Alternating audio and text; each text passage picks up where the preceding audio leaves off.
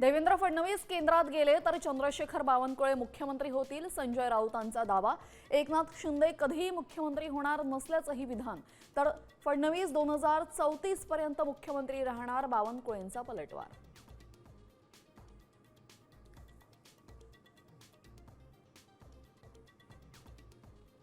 मोशी कचरा डेपो दुर्घटनेतील मृतांची संख्या 9 वर, कुटुंबावर दुःखाचा डोंगर। 81 तासांनी शोधकार्य संपलं।